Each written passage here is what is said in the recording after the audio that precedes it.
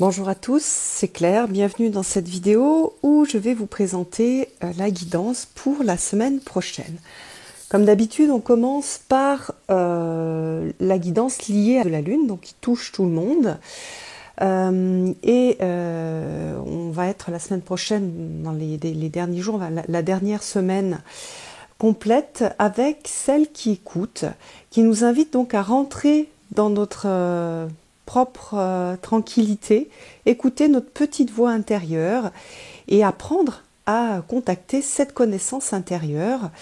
Et c'est quelque chose qui est très important, hein, parce que c'est la base bien sûr de toutes les décisions que l'on peut prendre en utilisant donc sa sagesse intérieure qui vient de la connexion à l'âme, qui vient de la connexion aussi avec les mondes supérieurs et aussi avec les ancêtres et la sagesse des ancêtres.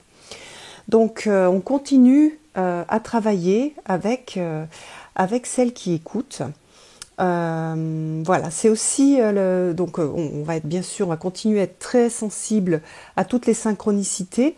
Et puis elle invite aussi à écouter les points de vue et les opinions des autres sans juger, c'est-à-dire en les prenant comme une information qui pourrait être enrichissante. Donc voilà, on n'est pas dans le jugement, on est vraiment dans l'écoute, apprendre à écouter, écouter à l'intérieur, écouter au niveau du cœur et écouter aussi ce que les autres ont à nous dire. Donc c'est un travail j'espère que vous avez trouvé intéressant et que vous allez continuer à faire donc la semaine prochaine. En tout cas, même si vous n'en avez pas conscience, on a ces énergies-là de lune qui nous poussent. Et là, comme on est sur la lune décroissante, on est sur l'intégration de toute l'expérience qu'on a acquise en lune croissante et en période de pleine lune de la semaine qu'on vient de terminer. Alors, cette semaine, je suis revenue sur les énergies classiques, donc par signe. Et j'ai utilisé The Good Tarot de Colette Baron-Reid pour nous donner les informations pour chaque signe. Pour les béliers, nous avons donc pour la semaine prochaine le messager de feu.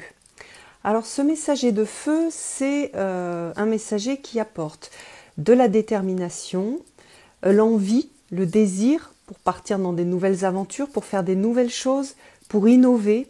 C'est aussi un facteur d'indépendance. Voilà, donc on va avoir tout ce feu, toute cette envie, tout ce désir, toute cette créativité qui va vous accompagner la semaine prochaine. Alors vous voyez qu'au niveau de l'illustration, on voit qu'on est dans le messager, hein, on n'est pas dans la maîtrise pour l'instant, on est dans quelque chose qui arrive. Et donc qui arrive au niveau des idées, au niveau de la tête. Donc peut-être que vous allez avoir plein d'idées, que ça va un peu se bousculer dans votre tête, que vous allez avoir envie de plein de choses. Donc vous allez avoir à gérer en fait cette énergie-là. Si cette énergie-là, vous la sentez pas, c'est qu'il y a un blocage, donc il va falloir vous poser. Il va falloir un peu respirer, il va falloir vous mettre au soleil et ressentir cette énergie, parce qu'on est dans cette énergie de feu. Donc pour tous les béliers, normalement, cette énergie du messager de feu, elle doit être facile. Vous devez la ressentir très facilement. Si vous ne la ressentez pas, c'est que vous avez un blocage, quelque chose qui vous enferme à l'intérieur. Donc c'est l'occasion d'ouvrir la porte au soleil et de ressentir toute cette énergie-là. C'est-à-dire cette créativité, vous l'avez en vous. Même cette indépendance, hein, vous l'avez aussi en vous. Cette envie, ce désir, mais il faut juste ouvrir la porte pour quelque part trouver cette liberté. Donc c'est aussi pour les gens qui sont dans des moments difficiles une opportunité pour rentrer dans la lumière et rentrer dans le soleil, et donc pour être beaucoup mieux. Alors ensuite, les taureaux. Alors les taureaux, vous avez le 8 de feu. Alors c'est pareil, je vais le rapprocher parce qu'il est très beau. Alors ce 8 de feu, vous voyez qu'il y a des roseaux derrière. Donc les roseaux, c'est des bambous, pardon. Ce sont des plantes à croissance très rapide. Donc on a cette idée d'accélération. En plus on est dans le feu, hein, donc accélération, transformation rapide et en même temps on a un message original dans cette carte-là qui est le message du panda comme animal totem. Donc vous allez être accompagné par ce panda qui est la force tranquille.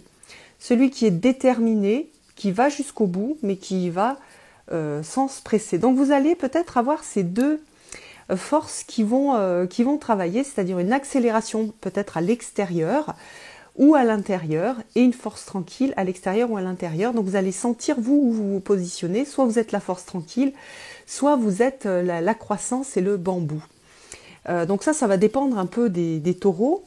Donc si vous êtes en pleine accélération, utilisez le panda pour vous canaliser, pour vous, pour rester toujours dans la même direction.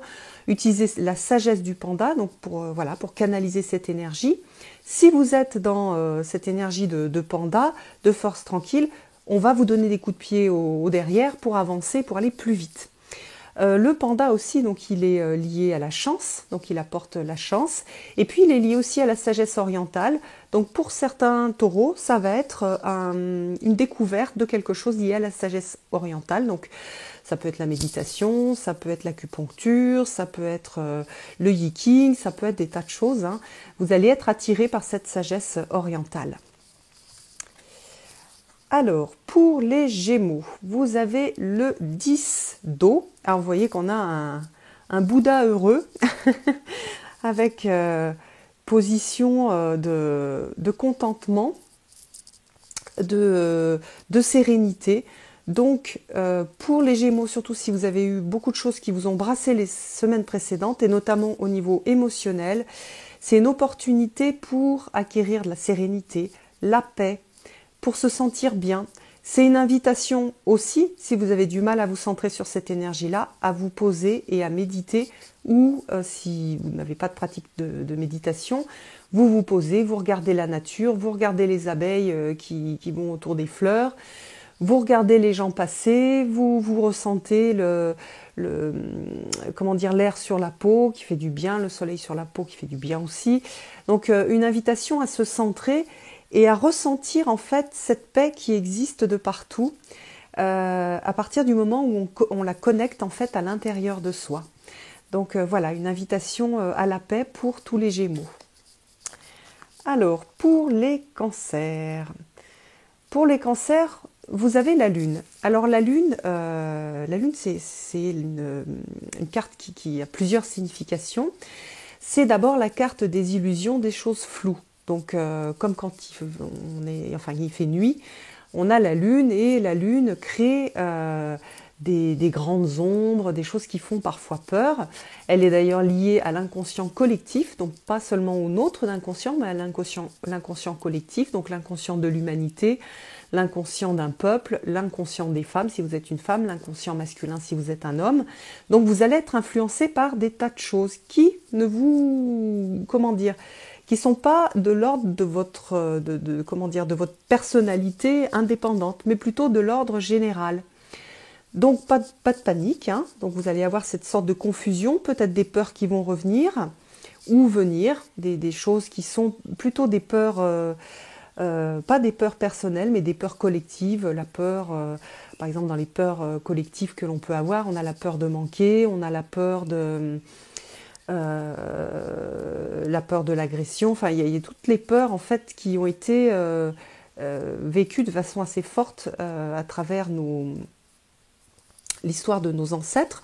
Donc ça veut dire que si vous les ressentez, vous avez à les travailler aussi et à les transformer. Donc il y a tout un travail de transformation aussi avec cette lune. C'est aussi pour certains cancers une indication de suivre le cycle de la lune. C'est tout simple. On a la carte de la lune aussi pour se rappeler que, c'est ce qu'on fait aussi là dans ces guidances, que le cycle de la lune est important. Moi je le fais à travers les mères originelles, mais on peut aussi le faire de façon différente à travers le cycle de croissance-décroissance de la lune. Et vous êtes invité à suivre ce cycle, à savoir où vous en êtes, à observer ce que vous vivez en phase de croissance, en pleine lune, en nouvelle lune, en phase de décroissance. Bon, je ne vais pas dire dans le bon sens. Donc voilà, vous êtes invité à travailler avec la Lune, les cancers, et en plus ça vous va bien, ça vous ressemble bien et ça va vous faire, je pense, beaucoup de bien. Alors, pour les lions, nous avons la roue de fortune. Alors, la roue de fortune, elle parle de la destinée. Dans certaines cartes, on voit les parcs qui filent la destinée des hommes. Pour vous, c'est en fait la rencontre entre, comment dire, l'importance de la destinée dans votre vie. C'est-à-dire, il y a une partie libre arbitre et il y a une partie destinée qui est liée au chemin de vie. Et vous êtes appelé, alors ça va bien avec la mère originelle de ce mois-ci, à écouter les signes de synchronicité qui vous aident à vous mettre bien en bon alignement avec votre destinée. Donc par exemple, cette roue de fortune, très souvent, elle indique aussi un changement de cycle. Parce que vous avez terminé un cycle, vous avez terminé d'apprendre un certain nombre de choses, maintenant vous allez passer à un autre cycle. Vous avez terminé un cycle par exemple douloureux et vous allez passer à quelque chose de beaucoup plus joyeux, beaucoup plus facile peut-être. Ou vous étiez dans du facile et voilà, quelque chose de plus léger et vous allez vous attaquer à quelque chose d'un petit peu plus costaud, par exemple vous remettre à travailler sur des traumatismes de lignée, retravailler avec les ancêtres, travailler à vous remettre bien en ligne avec votre chemin de vie.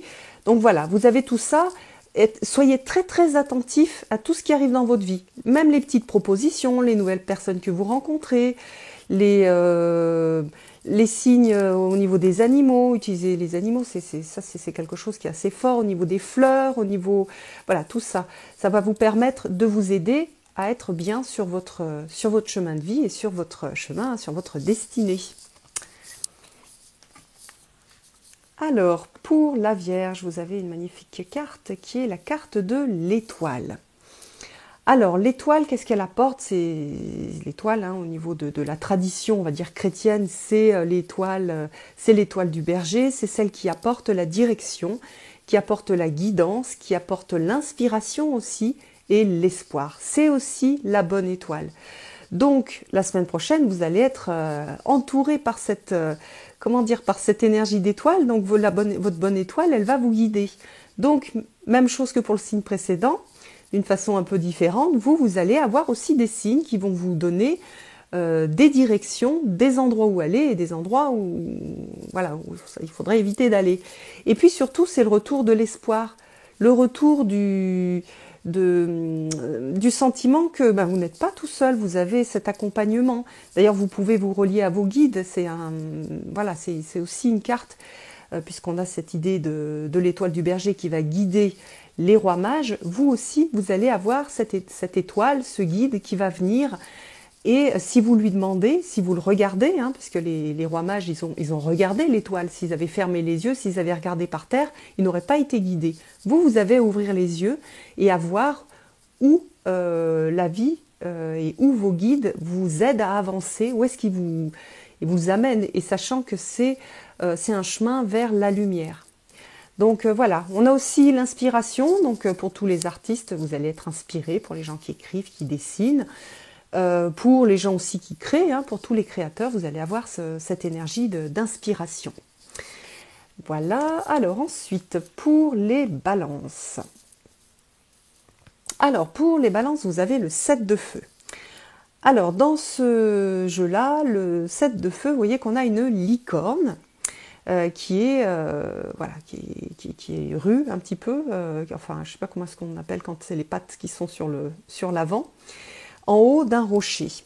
Alors, dans cette carte-là, on a vraiment l'idée de persévérance et de défense. Souvent, on a plutôt un personnage qui défend ses positions. Donc vous allez avoir à défendre vos particularités. Si vous êtes une petite licorne, vous n'êtes pas un cheval, vous êtes particulier, vous avez ce troisième œil. Donc on a une idée de défendre ses particularités, de suivre son intention, son intuition, et de défendre ses intuitions, défendre qui on est et défendre sa sagesse intérieure. Donc, Cette action soutenue, hein, ça va vous demander, on est dans le feu, donc vous allez avoir besoin d'énergie et vous allez l'avoir, cette énergie, elle va vous être apportée. Donc puisez dans cette ressource d'énergie pour défendre, mais en étant, parce que c'est pareil, hein, comment dire, la corne de la licorne, c'est le troisième œil, c'est l'intuition, c'est la sagesse intérieure. Donc on va vous demander la semaine prochaine de ne pas vous défendre dans tous les sens et de vous disperser, mais d'être très centré sur votre sagesse intérieure et de défendre les choses qui sont justes, de défendre vos valeurs, de défendre les choses qui sont vraies pour vous, les choses qui sont importantes. Alors c'est pas forcément d'aller manifester, même si ça peut être ça, c'est aussi se positionner correctement avec son entourage, avec son conjoint ou sa conjointe, avec ses enfants, avec ses amis, dans le cadre du travail. On a cette idée de positionnement, de protection et de centrage sur la sagesse intérieure et ce qui est juste pour nous. Voilà, donc c'est vraiment... c'est une carte qui est un peu délicate hein, pour vous les balances. Ça va vous demander du travail et de l'énergie, mais je vous le redis, si vous l'avez, c'est que cette énergie, elle vous est apportée. Mais vous avez aussi, voilà. Alors après, ces petites, voilà, ces sortes de petites fées qui sont autour, hein, sont d'ailleurs des libellules. On peut les prendre aussi comme des guides. Donc vous pouvez aussi demander l'aide de vos guides, demander l'aide de votre animal totem, ou alors vous inspirer de la licorne pour bien vous centrer et être dans ce travail qui vous est demandé la semaine prochaine. Alors, pour les scorpions. Alors, pour les scorpions, vous avez le 10 d'air. Alors, pour cette carte-là, elle est, comment dire, elle est définie un peu différemment dans ce jeu-là.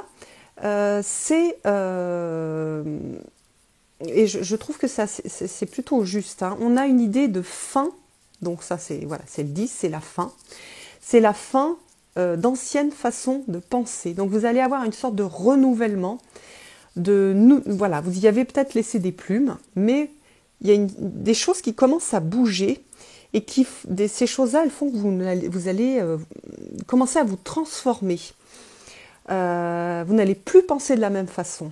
Peut-être que vous allez être capable de mieux vous positionner par rapport aux autres.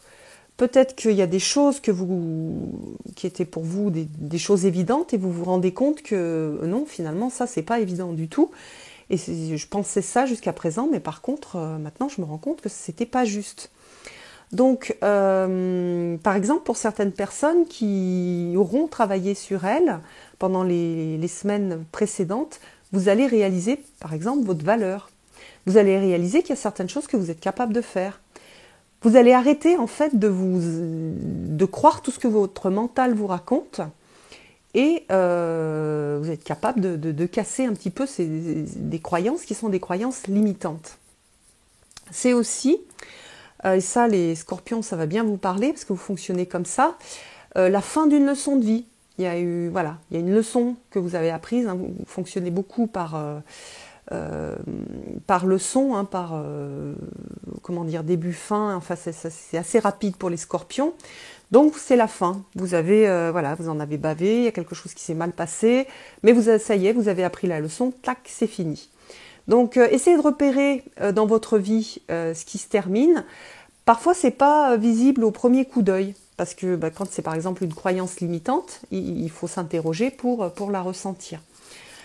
Si vous commencez à prendre un peu confiance en vous, dites-vous que c'est normal, voilà, vous êtes accompagné pour ça et c'est très bien, c'est vraiment un grand pas en avant que vous avez fait. Si vous étiez dans par exemple une relation qui n'avait pas de sens pour vous, elle va se terminer. Donc les choses vont se faire. Alors, ce 10 d'air, souvent, c'est quand même un peu douloureux. Je ne vais pas vous raconter des histoires. Parfois, la plupart du temps, c'est douloureux. Quand on l'accompagne, c'est pas forcément douloureux. Mais la plupart du temps, comme on n'est pas des maîtres de sagesse, ça fait un peu mal. Alors, sachez que si c'est douloureux pour vous, ça va pas durer. Et puis surtout que voilà, c'est comme quand on coupe une branche morte ou qui est en train de pourrir et ça permet à l'arbre de vivre et de fleurir, alors que sinon l'arbre allait devenir malade. Donc voilà, c'est vraiment dans cette idée-là qu'il faut le prendre pour vous les scorpions. Alors, les sagittaires, vous avez le roi de feu. Alors ce roi de feu, quand on a une carte de cour, ça peut être soit des qualités qu'on a en soi, ou ça peut être une personne qui vient à nous pour nous apporter ces qualités-là. Ou de temps en temps aussi une situation. Donc, qu'est-ce qui porte ce roi de feu? Dans ce jeu-là, le feu est lié avec l'esprit, avec l'âme. Donc il y a quelque chose de très spirituel, un grand alignement spirituel. Donc, et ça peut être aussi un guide spirituel. C'est-à-dire, soit vous allez rencontrer un guide spirituel, qui se nomme pas forcément comme ça, hein. Ça peut être donc à travers des lectures, ça peut être une personne qui va vous inspirer, ça peut être aussi vous. Vous allez développer ce guide spirituel que vous avez en vous. C'est aussi une carte de charisme, hein. Vous voyez qu'il a, qui brille de mille feux. Donc c'est une personne qui aura peut-être du charisme, ou vous êtes appelé à développer votre charisme, à le montrer, à oser briller. Donc pour les Sagittaires, en tout cas pour pas mal des Sagittaires, vous allez avoir cette idée de briller, d'apprendre à briller, d'accepter de briller. Et quand on est timide, par exemple, bah c'est un petit peu plus difficile. Et de comprendre comment fonctionne votre charisme, de faire briller votre flamme intérieure et d'en faire profiter les autres. C'est une carte de confiance en soi aussi et une carte d'ouverture. Donc vous allez avoir ça qui va se développer en vous, ou quelqu'un qui va venir vous apporter ça et qui va venir vous apporter son aide pour vous aider à le développer en vous.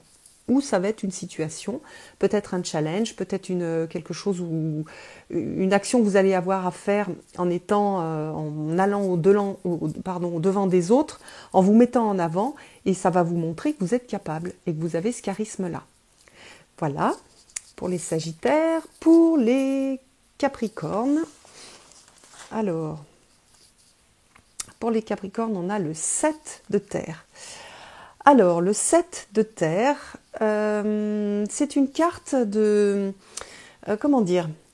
Une carte de décision. C'est-à-dire que c'est une carte de résultat. Voilà, c'est une carte de réflexion à partir des résultats obtenus.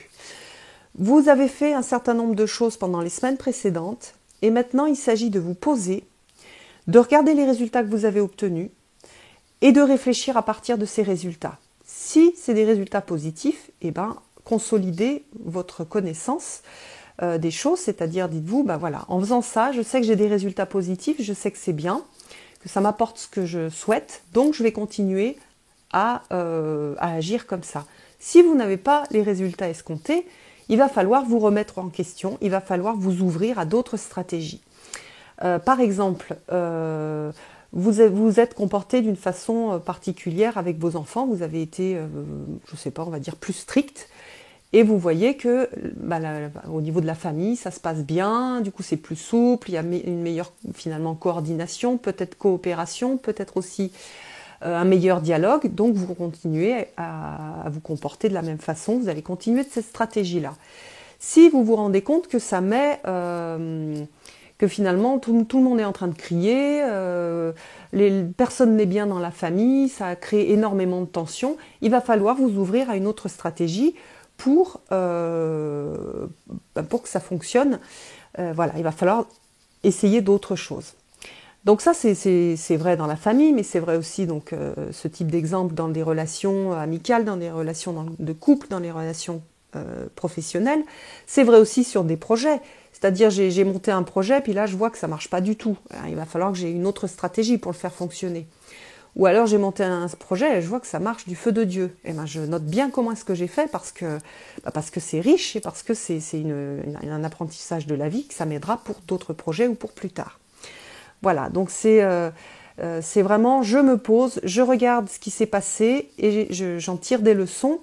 Quand c'est pareil au niveau, par exemple, d'une thérapie, c'est pareil au niveau de votre santé, au niveau si vous faites un régime, si vous avez repris le sport, c'est vraiment vrai dans tous les domaines de la vie. Alors, ensuite, nous avons les Verseaux avec le 10 de feu. Alors, le 10 des feux, on est au 10 et on est au feu, donc on a un excès d'énergie. Donc on est sur l'idée de, voilà, il va falloir un peu brûler tous ces excès. Et là, elle est en train de brûler les listes. Ça, c'est aussi la carte de la charge mentale. de tout ce qu'on se dit qu'il faudrait qu'on fasse, et en fait finalement on est paralysé parce qu'on s'est fait une liste de 10 km de long, et donc en fait il va s'agir de trier et de voir est-ce qu'on a vraiment besoin de faire ça, est-ce que c'est si important que ça ou pas, et mettre des priorités. C'est aussi lorsqu'on a trop donné, à un moment, il faut, qu'on a trop de poids sur les épaules, il va falloir un peu s'alléger. Donc c'est vraiment cette idée d'alléger et au lieu de tout prendre sur nos épaules, de refaire un petit tri. Donc par exemple, je me pose, je fais la liste de tout ce que je fais ou ce que je crois que je suis obligée de faire. Je me pose, je ferme les yeux et je me dis, est-ce que je dois, je sais pas, tout à l'heure moi je l'ai fait sur la pelouse, est-ce que je dois tondre la pelouse, et je regarde à l'intérieur. Et ça, c'est vrai, c'est chaque personne qui va répondre. Moi, je sens qu'à l'intérieur, maintenant, c'est pas si important que ça. Donc, je suis en train de me le mettre en charge mentale, alors qu'en fait, tant pis, c'est pas grave. Est-ce que je dois faire telle chose? Est-ce que je dois faire telle chose? Est-ce que je peux le faire différemment? Est-ce que je me suis sentie obligée de faire un certain nombre de choses vis-à-vis des autres, alors que j'ai pas du tout cette responsabilité? Et du coup, quelque part, je fais l'inverse de ce que je devrais faire, c'est-à-dire que je leur enlève l'opportunité aussi de travailler des choses en faisant des choses qui sont de leur responsabilité. Donc voilà, il y a tout ce tri à faire pour les Verseaux. Et puis pour les Poissons, nous avons le 4 d'eau. Alors le 4 d'eau, je vous montre, parce qu'elle est vraiment très très jolie cette carte. C'est la carte de l'introspection, c'est la carte de la contemplation, du rêve, de la connexion au tout. Donc là, c'est vraiment une carte, je me pose, je m'aligne avec, avec mon âme, alors après, chacun le fait d'une façon différente, où je prie, où je vais me promener dans la nature pour me sentir en connexion avec le tout. Donc c'est pas du tout une carte d'action, pour les Poissons, c'est pas la peine de vous agiter dans tous les sens, ça va pas fonctionner. Pour vous, c'est un moment où vous allez vous centrer, où vous allez vous concentrer sur l'intérieur, sur le monde intérieur, prenez le temps de rêver, prenez le temps de vous poser, prenez le temps de contempler les choses, soyez juste dans cette idée de je suis là, je suis ici, là et maintenant, et je profite de ça. Et je suis pleinement conscient de l'ici et maintenant. Et donc, si vous avez des pratiques de méditation, je vous invite à les renforcer pendant toute la semaine, parce que vous allez aussi, à travers cette méditation, à travers cette introspection, avoir énormément de messages très très intéressants pour vous. Et voilà, et avoir quelque chose de très riche. Votre vie intérieure va énormément s'enrichir. Voilà, je vous embrasse tous et je vous donne rendez-vous pour une prochaine vidéo. À bientôt!